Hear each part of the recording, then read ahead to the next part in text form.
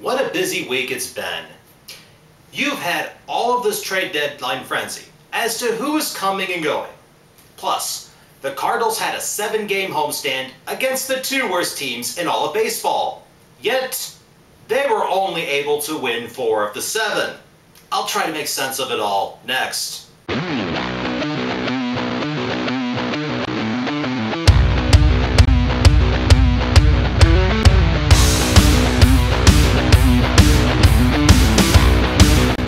Where to begin?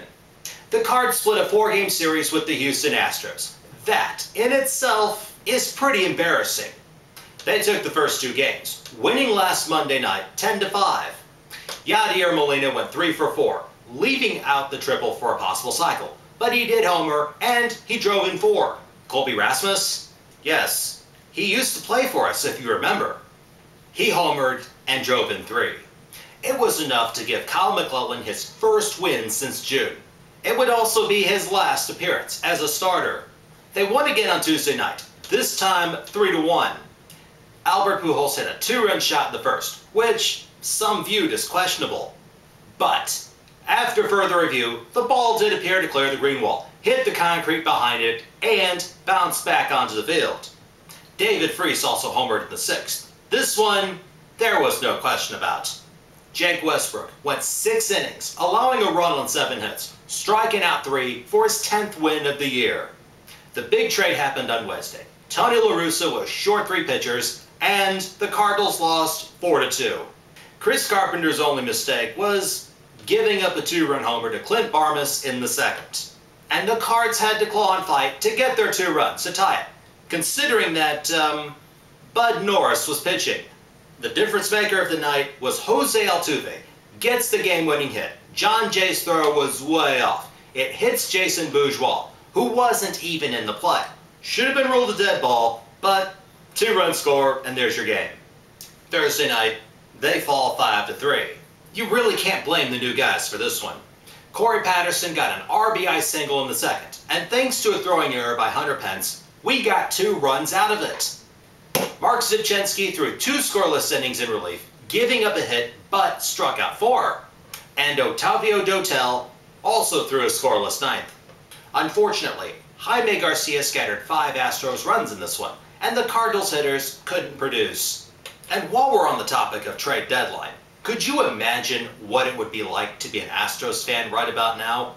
They've had their fair share of ups and downs through the years, but at least they've had at least a couple of star players on their teams. Players like Joe Morgan in the 1960s. The 70s brought us J.R. Richard, Cesar Cedeno, Jose Cruz, and Joaquin Andujar. Nolan Ryan, Mike Scott, and Glenn Davis were big in the 80s. The 90s brought us the Killer Bees, with Jeff Bagwell and Craig Biggio leading the way.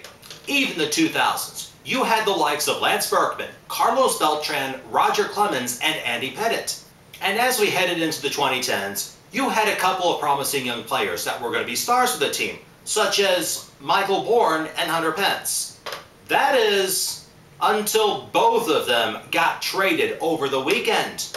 Now, I know the team's been up for sale and all, but this has to be frustrating for those guys, considering they got some low-end prospects back in return, and really nobody to step in and lead this ball club.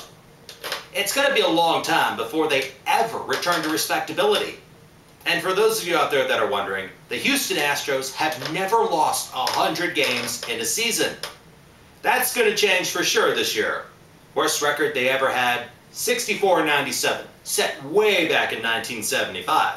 That year, they first donned those hideous popsicle-looking uniforms. Moving on to another hideous team. We're singing joke, joke. The Cubs were in town, and the Cards only managed 2 out of 3. They won big on Friday, 9-2.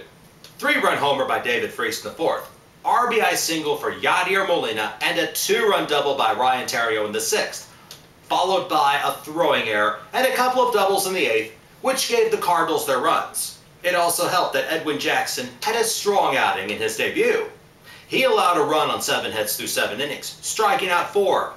Also, Albert Pujols' RBI double in the 8th turned out to be his career 2,000th hit. becoming only the 5th Cardinal to accomplish this feat. Saturday, it was even more fun. Cards won this one 13-5. Kyle Loesch got into big trouble early, giving up a bases-loaded double to Giovanni Soto and a 3-run homer to Alfonso Soriano in the first inning. Normally, this would be bad. But we're talking about the Cubs here. Pujols homers in the bottom of the first, while Holiday doubles and eventually scores right afterwards. Then came the 5th. The Cards brought 12 batters to the plate in the inning. Through timely hitting, Cubs miscues, walks, and errors, the Cardinals managed to score 8 runs. Freese homers again in the 6th, and Loesch is bailed out big time. And by the way, he actually hangs around to get the win. Sunday night, not so good. Jake Westbrook ran into some trouble in the 6th, and the Cards dropped the finale 6-3. A ground rule double by Starlin Castro, followed by a bases-loaded walk, and a 2-run single by Barlin Bird left us behind 4-0. We came close. Berkman hits a 3-run homer in the bottom of the inning, but it wasn't enough. A couple of rally-killing double plays in the 7th and 8th innings, followed by a 2-run homer to Soriano in the 9th, and that was pretty much it. As we pull out the standings, coming out of the weekend, the Cardinals find themselves 2.5 games behind Milwaukee, which we will play this week. The Cardinals did make one more trade before the deadline, acquiring shortstop Rafael Furcal from the Dodgers for Double-A outfield prospect Alex Castellanos. The big question, will Furcal stay healthy for the rest of the year? If he does, he's a major upgrade at shortstop to the likes of Ryan Theriot. Not to mention, he's a former 2-time All-Star and has a little postseason experience on the side. That actually makes him a Tony La Russa kind of player. Other notable trades in the division, the Brewers, who acquired K-Rod after the All-Star break, pick up the likes of Jerry Hairston from the Nationals and Felipe Lopez. The Pirates, meanwhile, get first baseman Derek Lee from the Orioles and former Cardinal Ryan Ludwig from the Padres. And the Reds did nothing. But I wouldn't quite count them out yet. If anyone remembers, Walt Jocketty has pulled off some magic from the waiver wire trading before. Remember Will Clark? Or how about Larry Walker? Anyhow, now that we're seeing how each team will be set up going into the finish, my question of the day to you is this. Did the Cardinals do enough to improve their playoff chances? Let me know what you think. Submit your answers, comments, questions, responses, or anything else in the comment box below. Subscribe on YouTube, follow me on Twitter, and check out www.i70baseball.com. The Cardinals are in Milwaukee for 3 important games against the Brewers.